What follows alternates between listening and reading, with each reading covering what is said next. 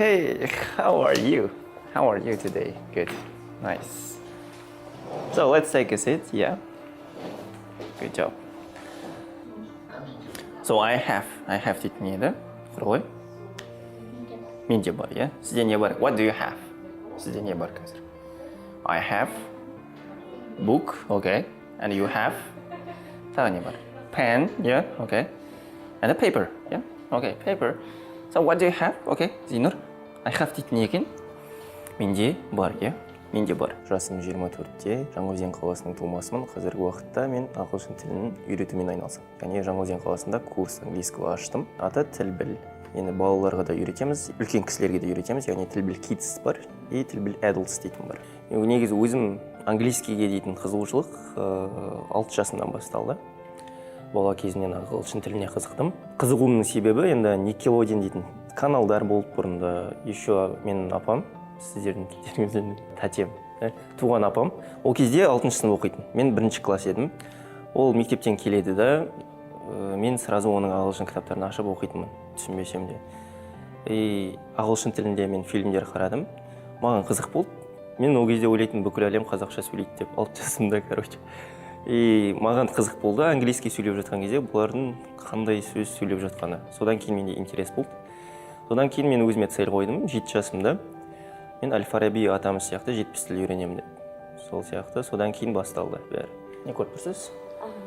In English? Apple. So, how many apples there? Қанша алма бар? In English? 2. Okay. What about there? How many apples? 1, 2, 3, 4 apples. Yeah, okay, good. 2017-2021 жылдары мен Ақтөбеде Жұманов атындағы университетте оқыдым. Мен мамандығым иностранная филология болды. Сол мамандықты бітірдім. Бірақ ол мамандықта ешқандай педагогический нәрсені үйретпейді. Мен жаңағыдай тілдерді зерттеу бойынша оқыдық біз. Мен енді 21 жылы бітіріп келгеннен кейін менде 6 ай өзімді жоғалтып алдым, кішкенем. Не істеймін, немен айналысамын деген сияқты. Содан кейін мен нефтем кассир болып жұмыс жасадым фастфуд саласында.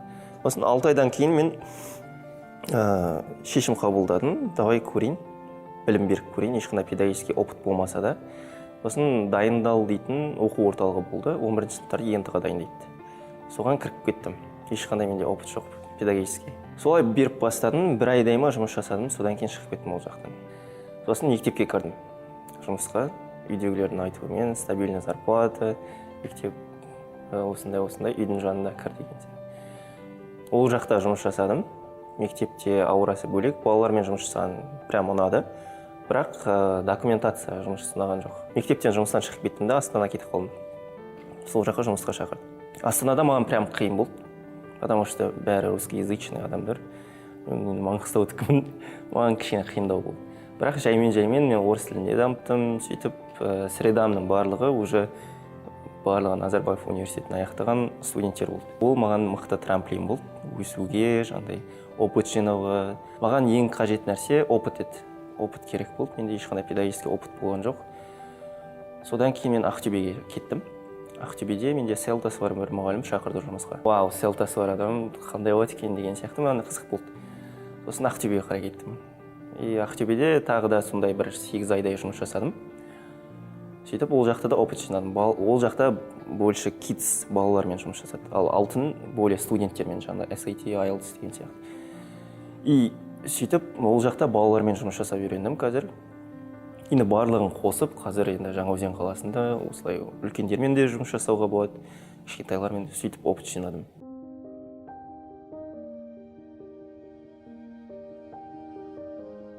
Екі топқа бөлінейік. Ақылдасып бөлім алсаңдар. Екі топпыз ғой, 3 нені көрсем, қимылды көрсем, сол қимылды крокодил болады, сосын гейша болады, сосын қылыш болады.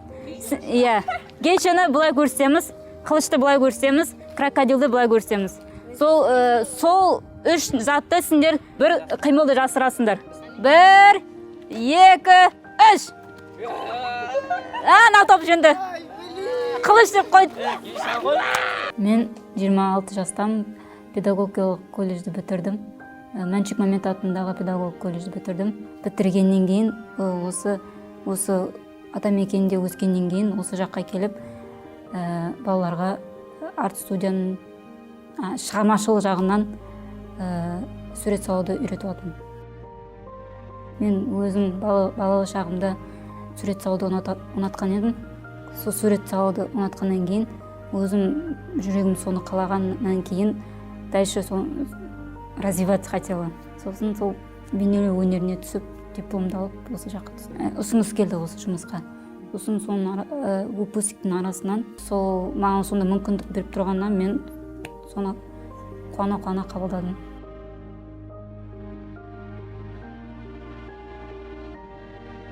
Біздің атамекенде 8 үй бар.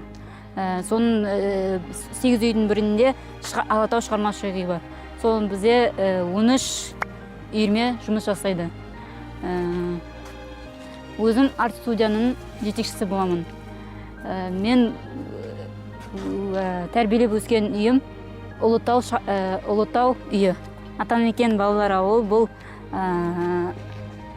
балалар ата-анасыз қалған, сол жақта тәрбиелеп өседі.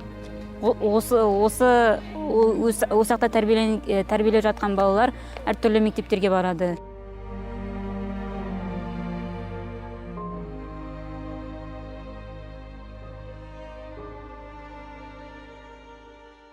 Part 1, English Listening Practice.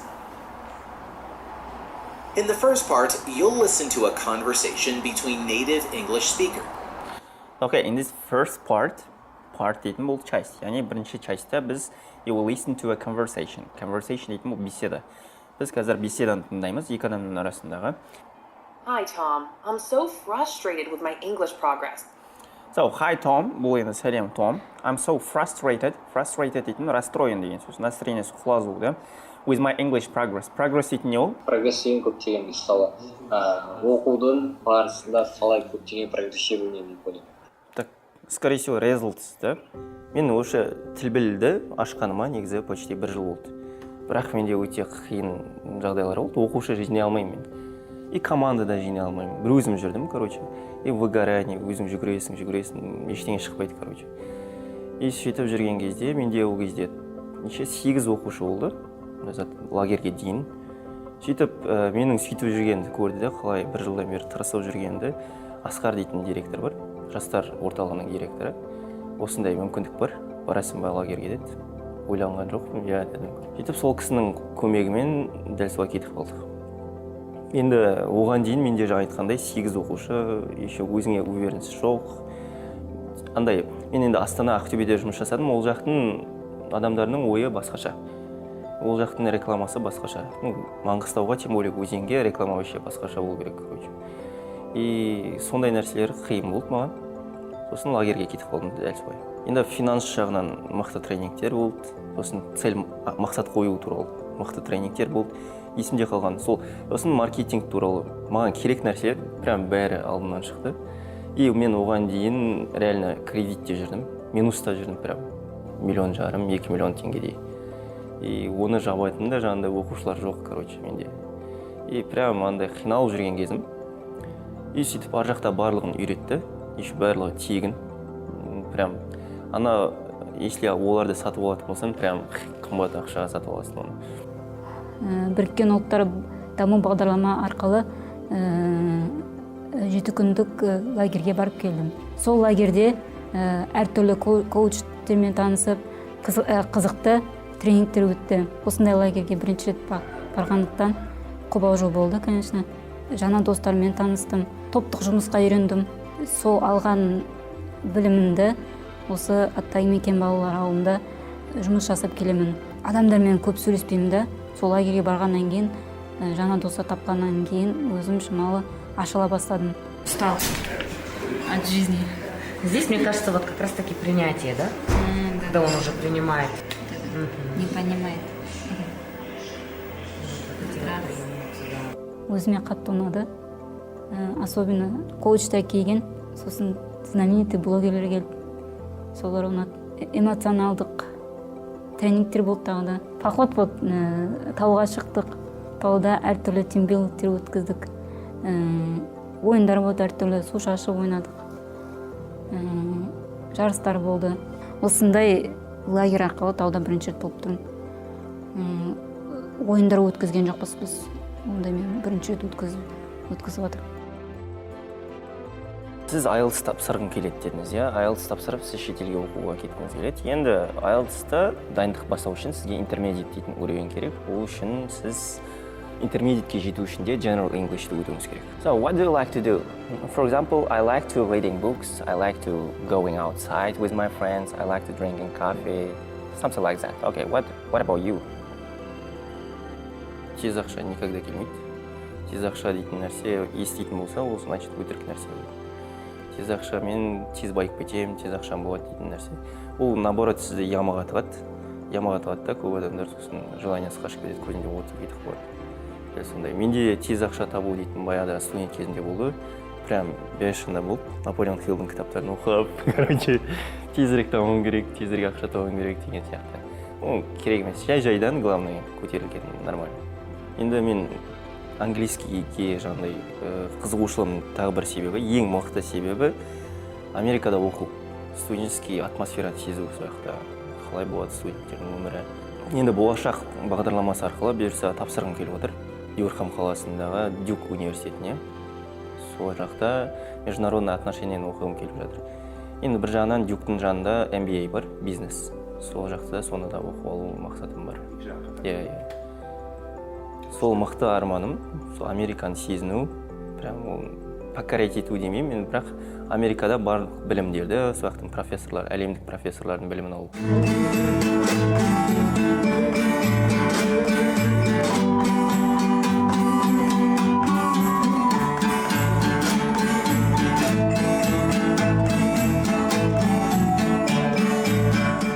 Біз балалар осы сабақта келгеннен кейін бос уақыттары болмау керек нақты.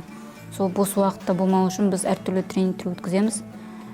Әртүрлі үйірмелер болады, сол бірақ үйірменің аралығында біз тренингтер өткіземіз. Сол Алматыда үйренген нәрсемді сол балаларға үйретіп жатырмын.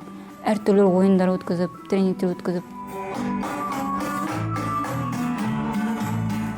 Нам на большом плакате рисовали, нам задание давали групповой, мы там рисовали органы человека, потом свой этот логотип, придумали логотип команды, потом қаржылық туралы сурет салдық.